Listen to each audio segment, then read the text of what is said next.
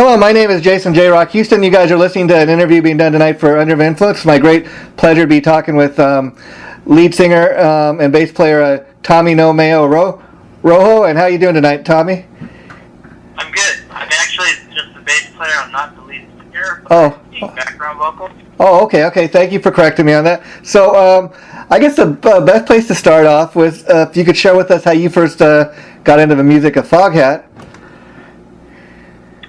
Well, I've been into it since Foghat came out.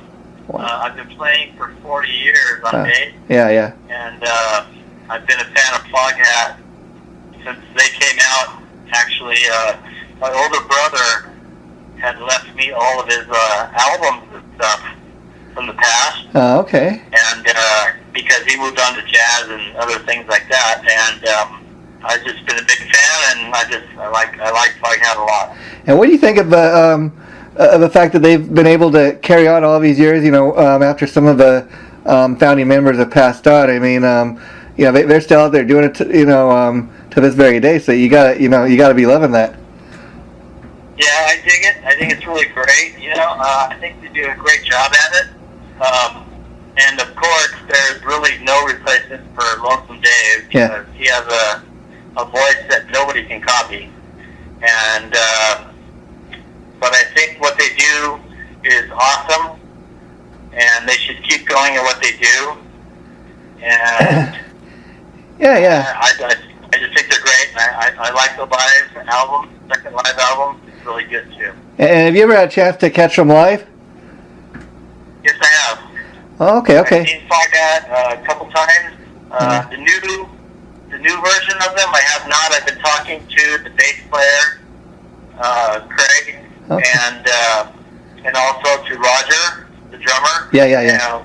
We've been talking about meeting up, and it just hasn't happened yet. We talked about it at NAMM. Yeah.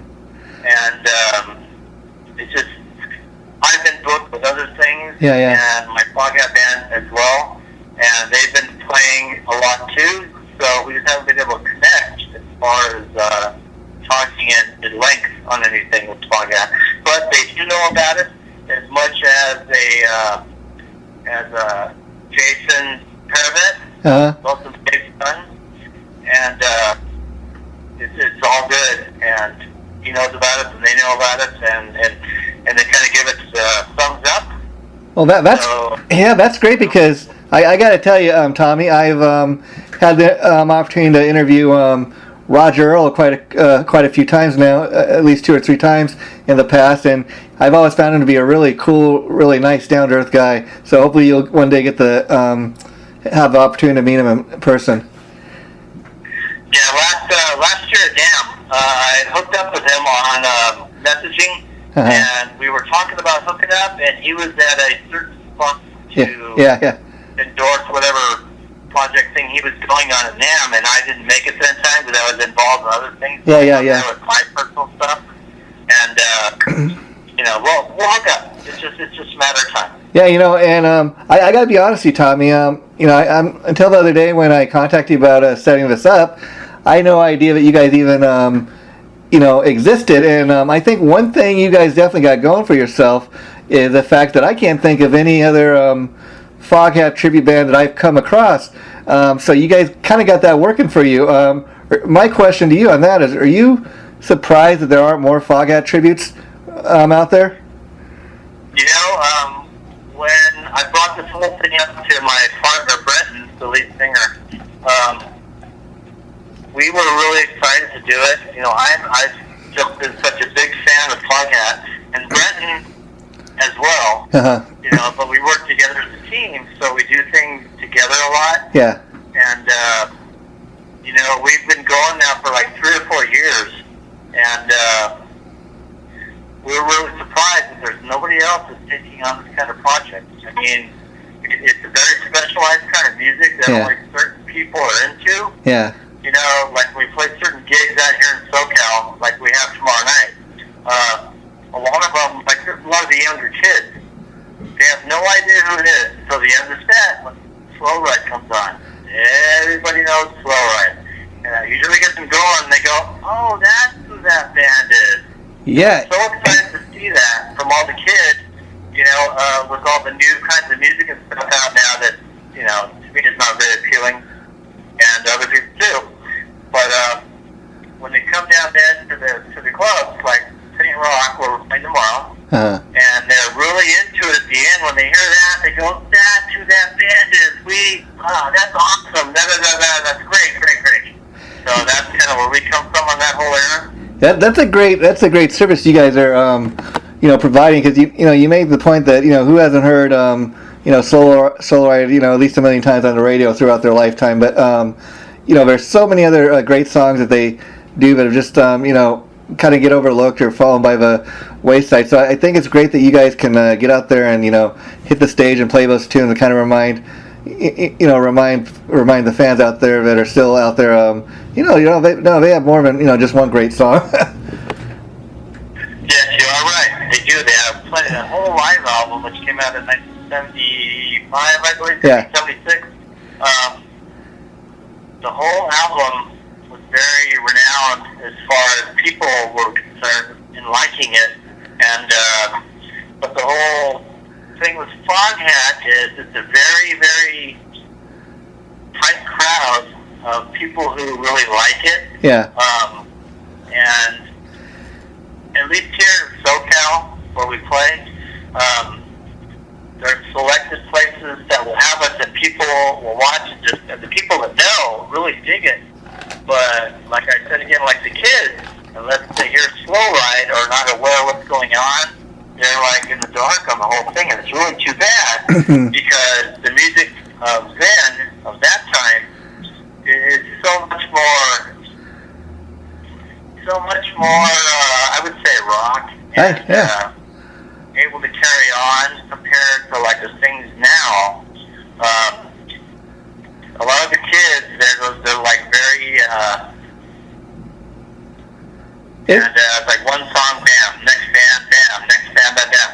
And bands like Foghat and like Rolling Stones and Queen and Black, all those guys have years and years of songs that have carried on. Yeah. Including my 15-year-old daughter, who really, really enjoy it and really get into it. And her laptop now. Yeah, a lot of that is carried on into that in her stuff, her iPod, for her listen to. And she pushes that with a lot of her friends too, which is really good to hear. I'm really happy seeing that there's actually musicianship. A lot of the stuff now that's like on the down, this, that, and the other, and it's not real desirable, Yeah, and like bands like Foghat and Queen and all these other bands that you've mentioned, the thing about those bands were that music was real. It had a real authentic quality. It had heart and soul, if you know what I mean. I mean, they were great storytellers. I mean, the lyrics actually were thought out. They actually meant something. They actually, told a story, if you will. And not too many songs these days, have that heart. So, like you're saying, a lot of kids today, they just, one song and move on to the next thing. And that's why I think, these songs by bands like Foghat and, Queen and other bands you were mentioning, they stood the test of time. And 40 years later, they're still just as popular as when they came out, Yeah, you're totally correct. A lot of the bands now, my younger daughter, my 10-year-old, is like real on one song and then that fades out. The next song, and that fades out. And even her, my 10-year-old daughter, will abide by with a lot of the 70s rock. Yeah. I play it a lot in my car, and I don't listen to a lot of the new stuff, which they know, but they know a lot of the stuff that I do, and they can sing along with a lot of the songs. Uh-huh. Like my older daughter, my 15-year-old, she's a big Queen fan, Yeah. and she knows lyrics to like Slow Ride and Fool for the City and stuff like that. And it's to me, it's like they're catching both worlds. The new download and the old of the real music, where it's like it took musicianship to create it, compared to now, to where it's like, we'll take you to the studio, we'll do whatever we can, and blah, blah, blah. And whatever is left of record companies, which isn't a whole lot, Yeah. will promote what they do, And so let me ask you, Tom. You said this band's been going for 3 years now. When you first started the project, I was curious. Did you have any reservations at all about, doing a tribute band? And I asked that because a lot of, I imagine like a lot of musicians that you for years did the original music thing. So, what has this experience been like for you? Well, Foghat's been a big fan of mine like forever. I started playing in 1975, playing bass. I have other various tribute bands that I do as much as everybody else in the band does. Like our drummer, Patrick Mullis, he will do commercial music, like the music you hear on TV commercials. Oh, cool. He's involved in a lot of that. Cool. Yeah. And a lot of that is music that is maybe a hit of some other band, and he'll change it a little bit, and it'll be on TV commercial. Wow. Yeah, it's great stuff. And our guitar player, Ronnie, he does some other things too. He does a Rolling Stones tribute called Mick and the Stones. Oh, okay. And, wow. They're pretty popular too. Wow. And our guitar player, Brenton, he does the Cars tribute called Candy-O, which is really, really popular. Wow. They do a lot of shows outward and whether they can. And as far as me, I do various tribute bands. I do a Cheap Trick tribute band called A Cheaper Trick, which stars Jamie St. James from Black and Blue. Oh, of course. Yeah. And Tony Snow from a band called Drummerama.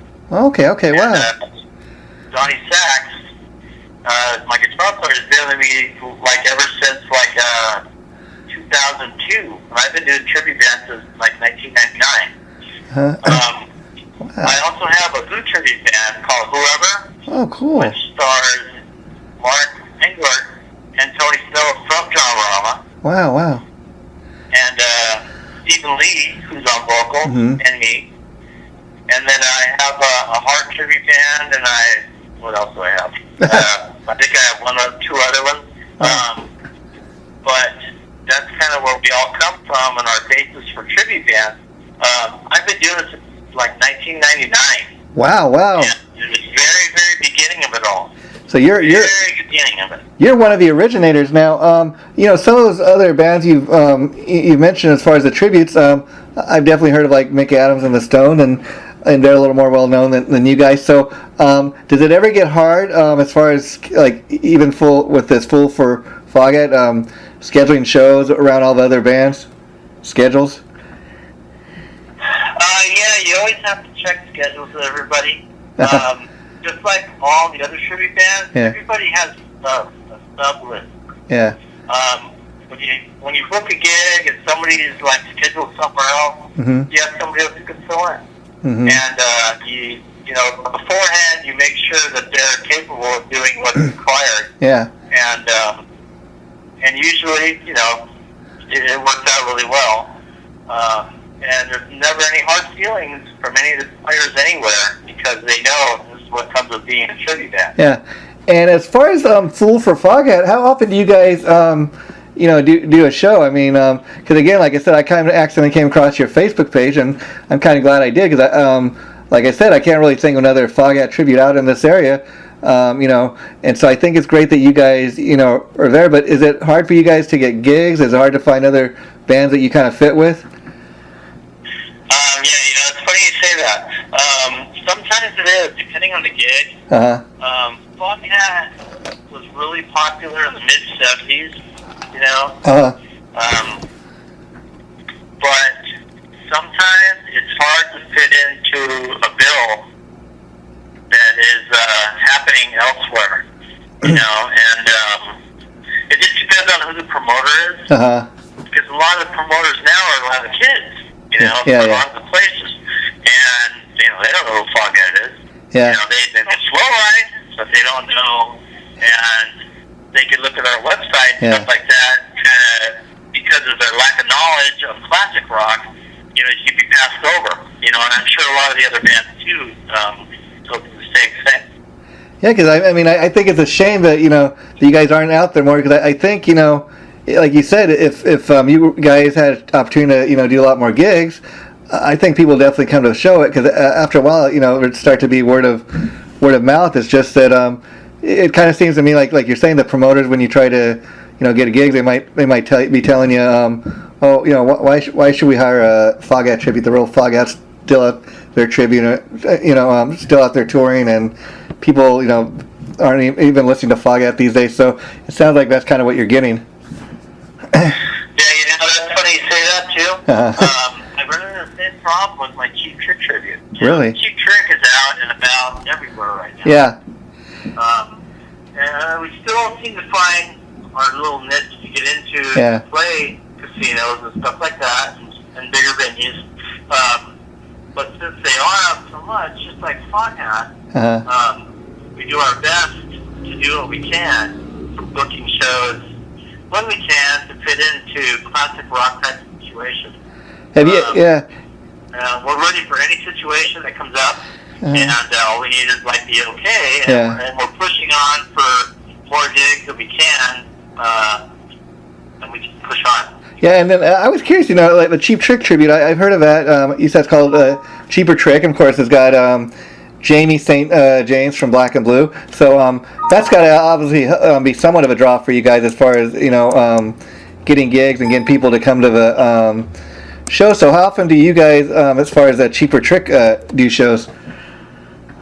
You know, we just did a show at a place called Swine Bar. Huh. Okay. So like 300 people. Yeah.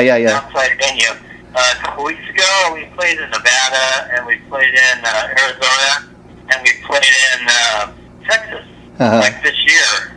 The whole thing about that is, though, that since the real Cheap Trick is out so much, it's hard to get places to do it because they're everywhere. Wow. You know what I mean? I've been doing a Cheap Trick tribute since 1999. And it's been tough to book it because of the real Cheap Trick being out so much. Yeah. And we love them, you know, and I love everything they do about them. You know, and they know who we are. Yeah. And whenever you hear Rick Nielsen go, "We're the original, don't take nobody else, we're the guys." Wow. We're talking about us. Yeah, wow. And so, I was curious, has Jamie been with that band since you guys were formed? Is he a newer member? The Cheap Trick band? Yeah. I was just curious if Jamie St. James has been with that project from the beginning, or is he kind of a newer member? No, Jamie. I've been doing the Cheap Trick tribute since 1999. Oh, okay. And I've been through various personnel. The only person that's been with me the whole time, pretty much, is Donnie, the guitar player. Wow. Jamie came in about close to 3 years ago. 2.5, 3 years ago, and it's worked really well. His fans will come and see us play. That's what I was kind of. And again, it's like, you know, people want to see the real Cheap Trick, blah blah blah. Yeah. And we book the shows in the casinos, and the fans of the casinos will come, but it's like, you know, hey, I want to see the real thing. Yeah. On the other hand of that, after our shows, we hear a lot of the stuff to go, well, you guys actually sound better. You know, and, you know, I don't want to do that. I don't want to overstep our idols, you know what I mean? Because I idolize them so much, you know. Yeah, you know, it's the greatest. I could actually see you guys, you know, as far as Foghat, going over well probably in Vegas, because Vegas is becoming another big music town. They have a lot of tribute acts. They've got a lot of guys from LA Guns and these other 80s bands that are moving up there and doing various different projects. So I could definitely see you guys maybe being able to fit somewhere in Vegas. Yeah, we're right in the middle of talking to Corey Coker, who is the Count's wife. For Vamp. Okay. Vegas. Yeah. And that's like right in the middle right now. We're talking to them. So yeah, that'd be great. That's the one thing that's holding on. We have a show tomorrow in Hermosa Beach at a place called JROCK. We're opening for the Doors tribute. Wild Child, I think it is. Yeah. Wild Child, yeah. And you know, interesting enough, as you probably know, like me, Wild Child's like the oldest Doors tribute, at least out here in this area. I mean, they were one of the first tributes that got started out here, like the Atomic Punks and that. And so I guess they've been doing almost as long as you. And that sounds like a cool show to me because even if you guys are kind of opening the show, you can kind of warm the audience up. And then, the Doors is kind of, they got commercial sounding music, but it's a little darker. So there's a little something for everybody tomorrow night at that show. Yeah, I think it's going to be a really good show. I think it was a great bill for them to pull us into that. Yeah. I remember seeing Wild Child like in 1991. Yeah, that's what I'm saying. They're way back then. Yeah, they're in some places, they're a great band. I'm very happy that we are on a show with them, sharing the stage as much as everybody else in my band is too. And so let me ask you, Tommy. I think it's great that you've been doing this tribute thing since 1999. You said you definitely shows me you got the heart and dedication now. And it sounds like Fool4Foghat. You guys are kind of just starting to kind of launch and get off the ground. But what's kept you going? Because again, like you're telling me, you're kind of having some difficulty getting gigs. But what keeps you motivated? Is it just the fact that you see the potential there is? Oh, the love of the music. Yeah, that's great. The love for the music is probably the number one thing. And I have players in the band that are also feeling the same thing. They love doing what they do. It's right up their alley. Yeah. And they're the right players for the situation. And we're just hoping that we can bring it out some more to people to have them enjoy the music of Foghat in some other bigger venues. Yeah, that's great, and I wish you all the luck with that. And again, you could have, after 1 year of doing this, kind of just folded in the towel. I'm glad you didn't, because, like I said, I think you got something really special here. The fact that there's not any other Foghat tributes out here in this area, you really got that going for yourself. It's just a matter of getting people to come to the shows, and even after tomorrow night's show, the word of mouth might start to spread. Who knows? And so I just say stick with it. I got to tell you, Tommy, part of the reason I started interviewing guys like you and playing tribute bands is I've been to several of these tribute shows. I enjoy them immensely. I can't honestly say I haven't seen a bad one. But on the flip side, there are people out there with this huge misconception. They think guys like you would play in tribute bands or failed musicians. They couldn't make it doing their own original thing. And I myself, even just talking to you, no, that's not the case. And I enjoy talking to guys like you because people really get to hear your story and find out all the hard work and dedication goes on to putting on a tribute band like this. I'm glad you said that. Hence the word tribute band. Yeah. Most people, that means things that you idolize. Yeah. And everybody who wants to do what they idolize will play in a tribute band because it's their favorite music of whatever time period they're talking about. Yeah. And I found players that really like what they're doing. Mm-hmm. And along with their other projects too. Yeah. Because everybody has more than one favorite band. Yeah, of course. Yeah. I think I have the greatest set of people right now for what I could be doing. We also have Jason Peverett, who is Lonesome Dave's son from Foghat. Wow. He likes us. Wow. And I talked to him. It's been a little bit since I talked to him, but we talk a few times a year about it. He wants to put us in the Epcot Center in Florida. He says, "You guys, I'll put you in there if you want to get in there." So we're talking about that also too right now, about playing in Florida out there in the Epcot Center. He's going to put us in there. Wow! How cool is that? Yeah, it's awesome. Yeah. And the thing too is like with tribute act, there's typical one of two ways you could go. But there's some bands where they want to look as much a part as they sound the part. So when you were putting the band together, how important was it for you to get guys that kind of look like the band members, or what, in your case, was it more just getting guys that could play the music?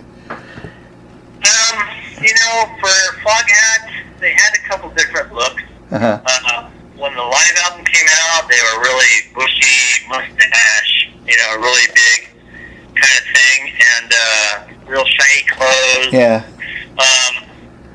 We kind of take on a little bit later look than that. Uh-huh. We don't do the whole big mustache stuff. Yeah.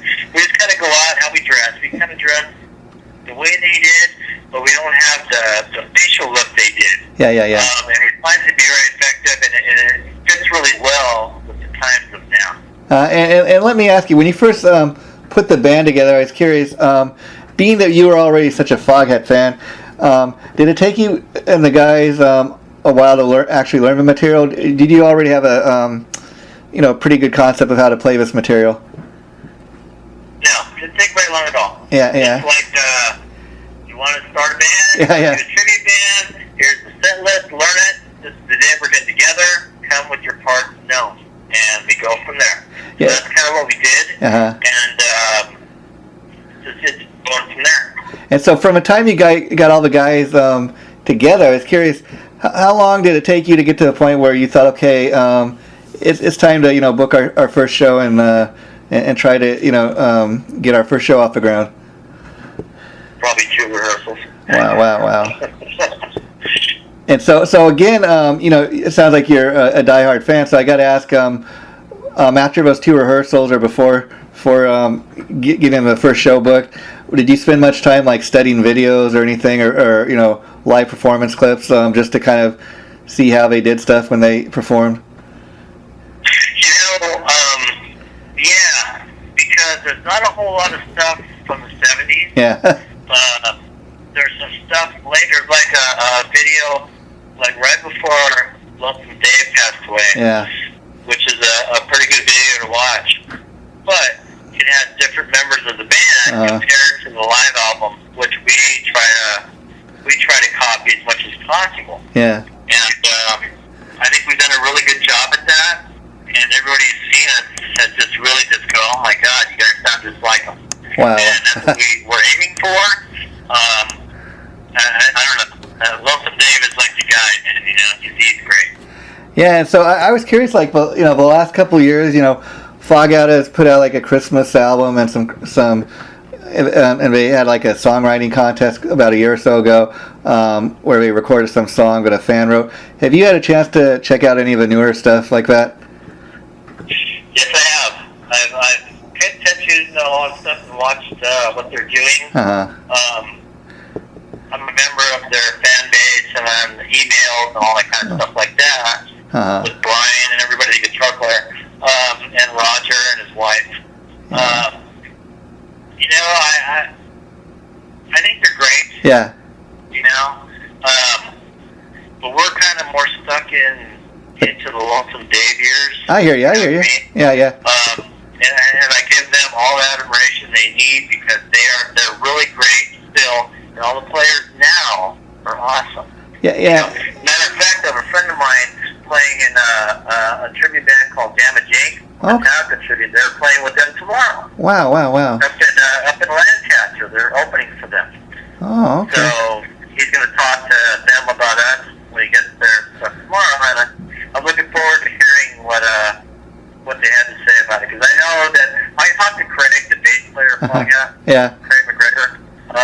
Not a lot, but I talked to him, and he's very aware of us. Wow. And he's just doubled up on it. You know what I mean? Wow. And I was curious, of course, there's all these venues like House of Blues and various other places where you guys could play, but I think a Foghat band would. Have you guys ever thought about also like being hired to do like weddings or things like that, special events? That's weddings, stuff like that is more of a cover band. Oh, okay. I mean, if we get asked, yeah, I hear you. to do that as a speciality, yeah, sure, we take it, Yeah. But that kind of thing, I think we'll leave it up to like the top 40 bands and that kind of thing like that. We are also looking into like House of Blues stuff where that actually is being talked about right now with a couple of promoters, local for the Disney House of Blues. Oh, that's great because let me. All a lot of waiting right now for gigs. That's great, because let me tell you, as far as the Disney House of Blues, I've been there quite a few times, and they got these tribute nights a couple times a month from time to time, and usually they put these great bills together as far as bands that kind of fit together, and you get about 3 or 4 great bands on a bill, and people come out, and it's just awesome. And the thing, from what I understand, with the House of Blues too, that's cool about it is there's none of this pay-to-play crap like there is in a lot of the Hollywood clubs. So, that's another cool thing about it. Yeah, you're totally right. That whole pay-to-play thing is just, I can't believe that people are trying to do that, Yeah, and it takes totally away from the professionalism of the bands that are trying to set a precedent in what they're doing as far as their genre goes, their music goes, their fan base, and everything else. Pay-to-play to me is a no at all. I mean, and it's one thing for some of these big corporate bands that got the money to do it, but I've been invited to some of these tribute shows like out in Hollywood where the bands tell me that here we could get you on the list. We get like all these at least 200 free tickets they give us, and we got to get rid of every single ticket to guarantee we can pack the house. If we don't pack the house, then we don't get to play they're not going to let us come back and play the venue. So it's kind of the promoter gets his piece of the pie, so to speak, and kind of a band gets cheated out if it can't pack the house, which is kind of a sad thing. Right. You know what? You're totally right on that. A lot of the times, the promoter or the venue itself will have a budget. Yeah. And it'll distribute from there to the promoter, to the band, but it just depends on, a lot of the times, on who the headliner is. Yeah. And what their demands are, what their writer says. Even at this level, there's a writer. Believe it or not, there really is. Yeah. And for the bands that aren't the headliners, a lot of times it's tough.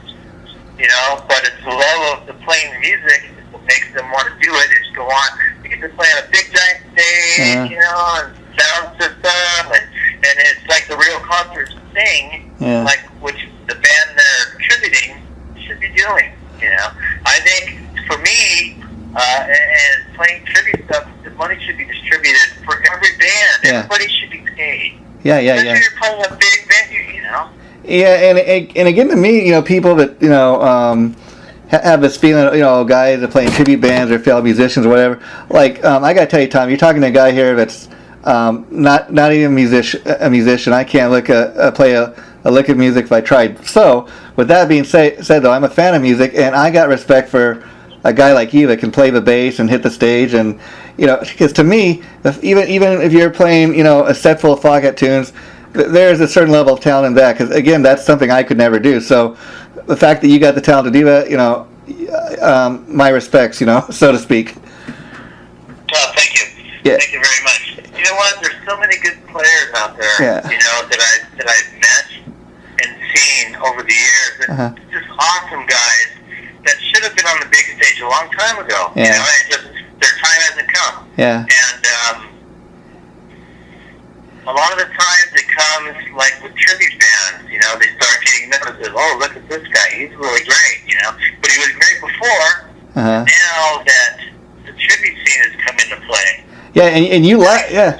And you laugh when I tell you this, but there are guys that have been playing the tribute scene, as long as you, that their names, they're almost celebrities in their own right. I mean, I'll throw some names out there. You probably heard of Larry Carnwell. He's in this Alice Cooper tribute band. He does Tommy Lee and this other Motley Crue tribute band. These guys have been on the tribute scene for a while. Gar Boris, he does this Guns N' Roses tribute. He used to have a Cheap Trick tribute. These guys, among the tribute bands are like celebrities, several of them, and they've been doing it so long. And a lot of times they go from band to band. You take a guy like Ralph Senez. He got started in the Atomic Punks. And he was briefly in L.A. Guns, which is Tracy Guns' band. He left L.A. Guns, which was on MTV and stuff, to go back to paying tribute to David Lee Roth and Van Halen. And now he's the lead singer of Steel Panther. And they kind of do a spoof on the 80s, but it's original music. And he's laughing all the way to the bank, You know what? You're totally right. Yeah. You know, as far as Gar goes, Yeah. My very first tribute band in '99 was with Gar. Wow. We were in a band called Drink Police. Yeah. He told me all about that, and he had a Soundgarden tribute, and now he's doing Guns N' Roses. So that's another guy that's been on the tribute scene, and he's done everything. You know, you're totally right. And Steel Panther, man, those guys deserve everything they're getting. Yeah. They've made a show out of being a tribute band, and it's just so awesome to do that.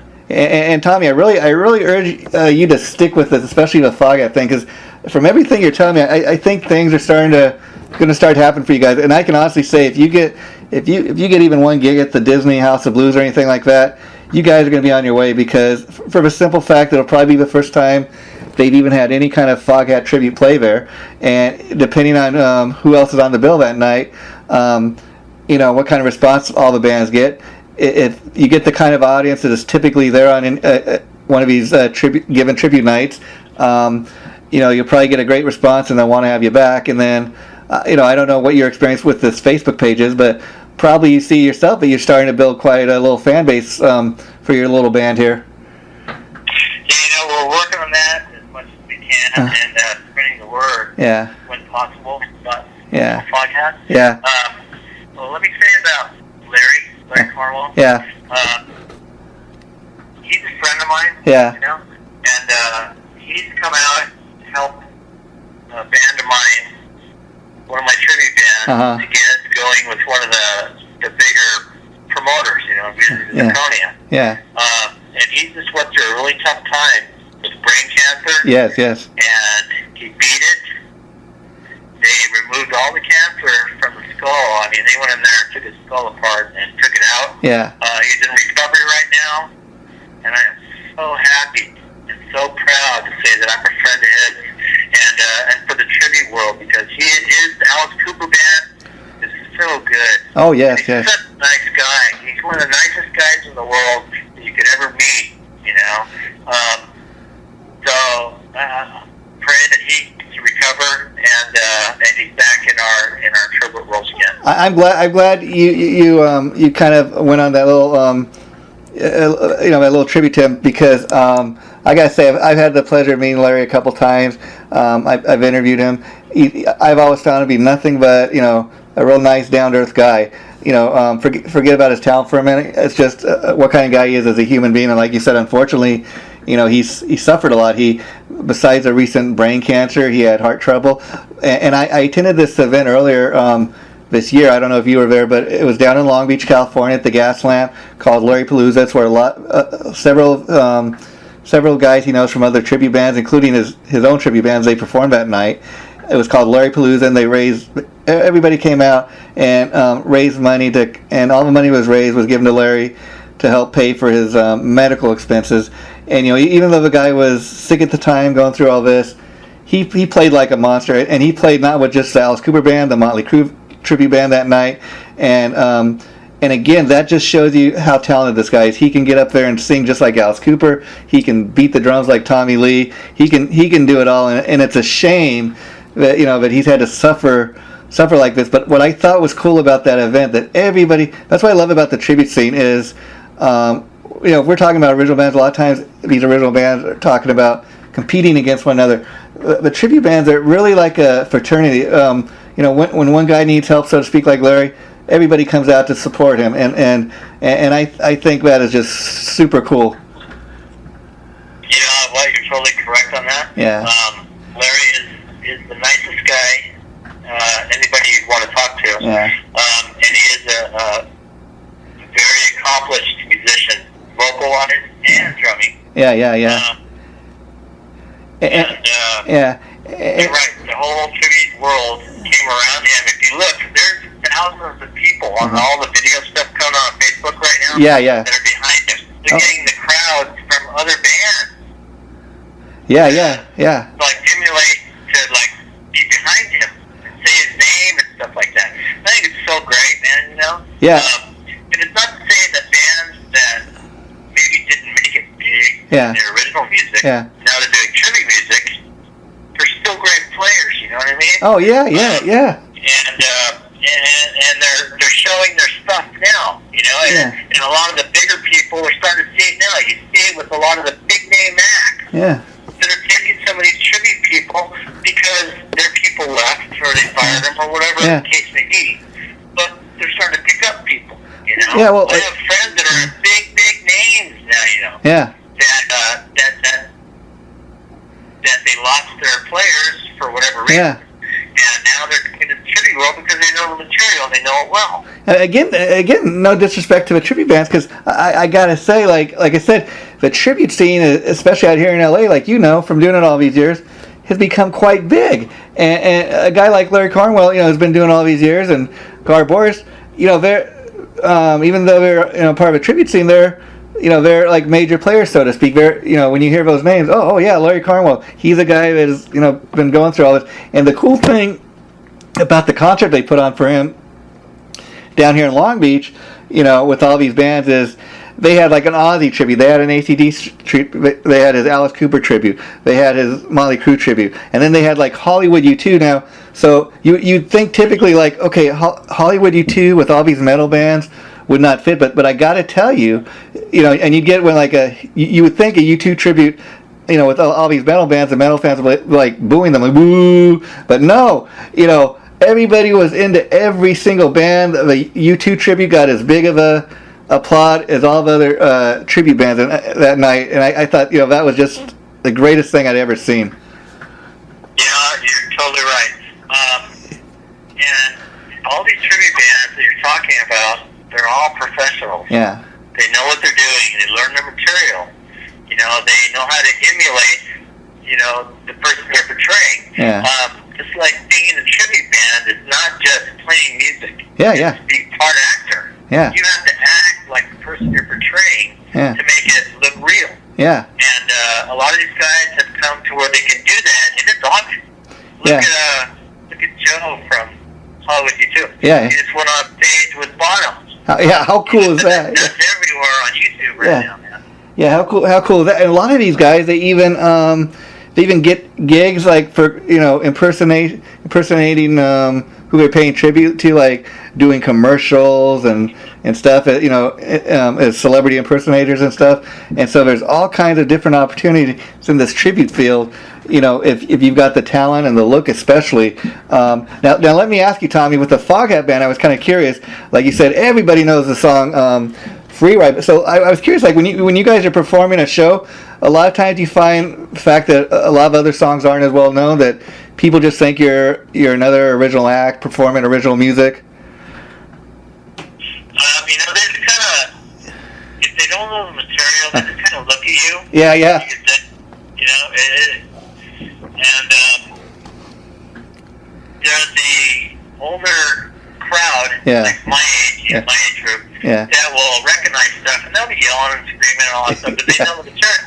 Yeah. A lot of the kids that are coming out now, you know, they're not familiar. You know, it just has to be brought out to them so they can see it. They'll look it up on their iTunes and all that stuff like that. And see it and go, I know that song now. That's who did it. You know, and that's what it's all about with Tribute World. Yeah, and so as far as like how you guys come up with the set list, obviously you got to have Slow Ride like we were saying, but is it just a matter of putting tunes in the set list that you guys are a fan of, or do you try to come up with a list that you think people will enjoy hearing?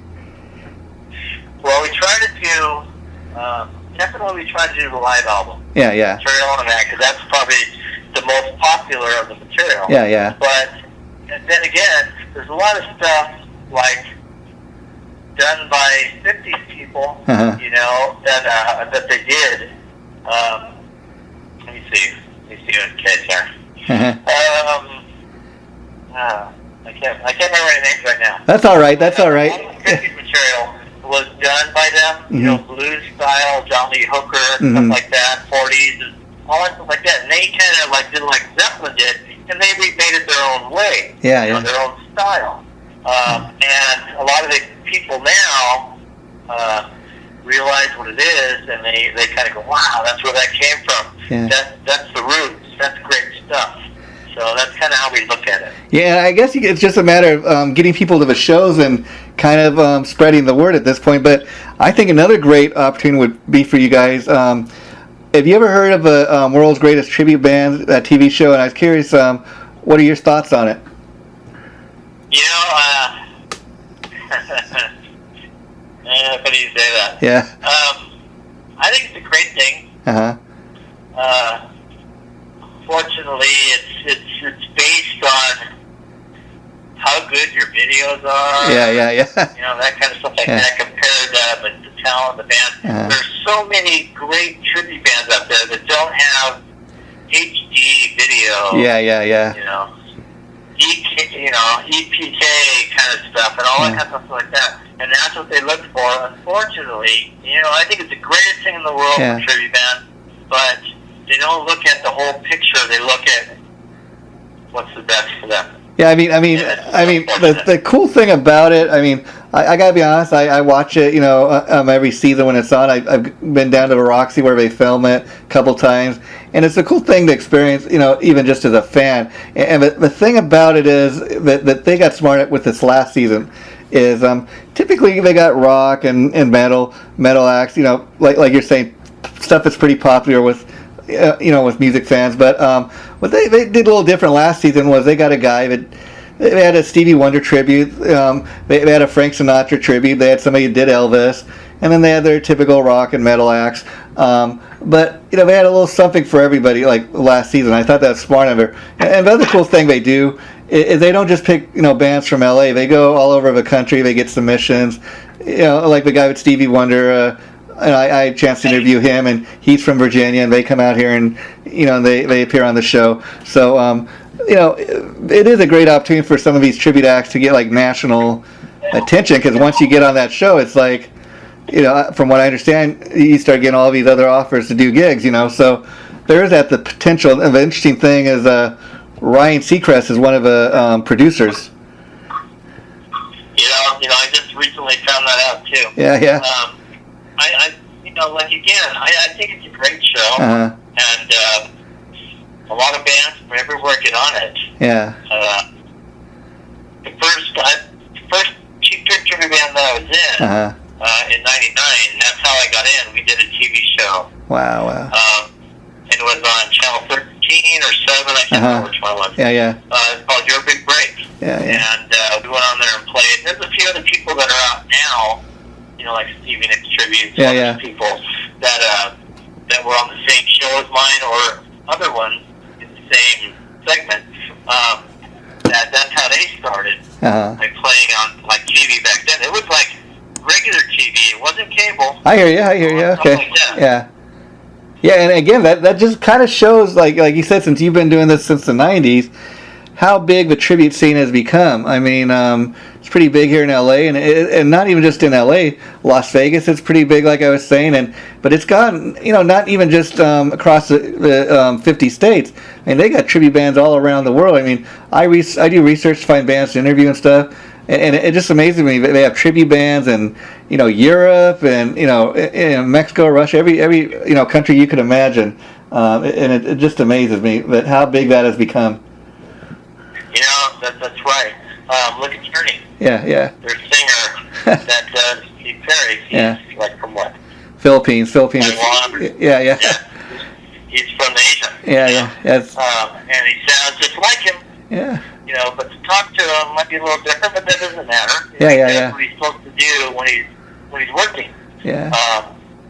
And there's a lot of great tribute bands everywhere. I'm friends with a lot of people on Facebook that are from other countries that do bands, and they're really good. And now let me ask you. Players. Yeah. They really sound great. And let me ask you your opinion as a music fan about that. Like, you bring up about you know, this guy they have in Journey now doing the singing. Do you think? What do you think of the fact that they purposely went out and got a guy to sound just like Steve Perry? Would you rather have found somebody that maybe necessarily didn't sound like Steve, that kind of had his own original voice that he could have brought into the band, or do you think it was smart on their part to kind of go with a guy that sounded just like Steve? Well, I think that they were trying to keep the hit package going. Yeah. And they found somebody who sounds just like him. Yeah. May not act like him. Yeah. You know, he tries his heart out. Yeah. He really does. But it's only one Steve Perry. It's like a lot of bands. Yeah. You know, like, for instance, like last November, I did a gig with Jack Russell from Great White. Oh, cool. And there's nobody that sounds like Jack. Yeah.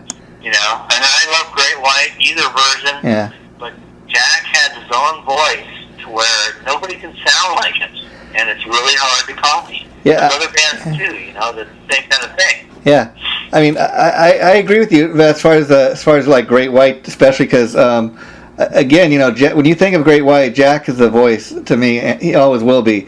I mean, they get a new singer, and you know, he does his thing, but it's not the same.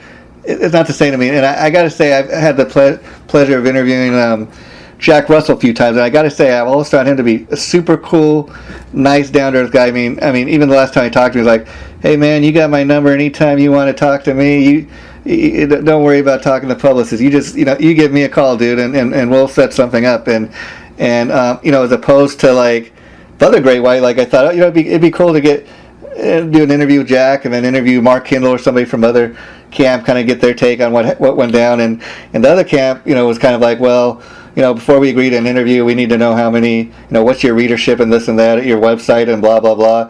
And it kind of, I got the feeling, well, okay, if I had the readership, maybe Rolling Stone, they do. And I never heard anything back. And so even something like that, to me, it just goes to show you, again, forget about the talent for a minute, but to me that makes, you know, Jack Russell a super cool guy, you know, over the other band. Just the fact that, you know, he's so down to earth, and he cares less about, you know, the numbers, how many you know, how many hits I get on my website, as opposed, you know, he's just a super cool guy, and that's all I'll say about that. Yeah, you know, Jack and Heather are the nicest people in the world. Yeah. Robbie too, the guitar player. Yeah. Very nice people. As far as marketing those guys go, I give them all the credit due they deserve. Yeah. They're great. Yeah. You know, and they're carrying on what they do. Yeah. You know, and it's awesome.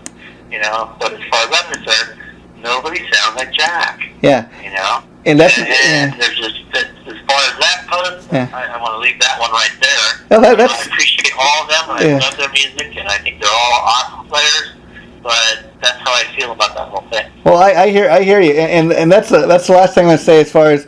But I think this is great what you guys are doing with the Foghat tribute, because again, even though they're still out there touring, they're not playing the huge arenas like they once were, and even though they're still out there, you guys are keeping the legacy and the music alive, which, you know, especially the spirit of original lineup. So you gotta love that. You know, that's right. That's cool. You know, when I was talking to Jason, Wilson Dave's son, he goes, "You guys start booking out here. You guys come out to my house. We'll have lunch and we'll talk and and go from there for the show and stuff like that." So I'm kind of looking forward to that. And I still talk to Jason every once in a while. You know, he works at Disneyland. He really likes Star Tours and that whole Star thing like that. You know, so I think that's kind of interesting. But he seems like a really nice guy. I can't wait to meet him face to face. Well, that'd be cool. Now, Tommy, it's been really great talking to you. I want to thank you once again taking time to do this. Maybe we can do it again down the line. But I really enjoyed talking to you, and I just want to wish you all the luck with the show tomorrow, and hopefully that you guys will start gigging a lot more, because I think you guys got definite potential for this project. It's just a matter of getting more shows. I can't thank you enough for having us on the show. And the rest of the guys from Fool4Foghat. And before all of you. And before you go, Tommy, Before you go, Tommy, I just want to also say I'd love for you to consider, if you want to, if you'd like to have any of your other tributes, featured on the show. We could set up interviews for all those projects if that's something you'd want to do down the line. Sure, we can talk about that on email and take care of that and set it up. Okay, well, thanks so much, Tommy. You take care, and best of luck with the show tomorrow and everything. So take care of yourself and have a nice weekend. Thank you so much, and Foghat rocks. You bet it does. Bye-bye.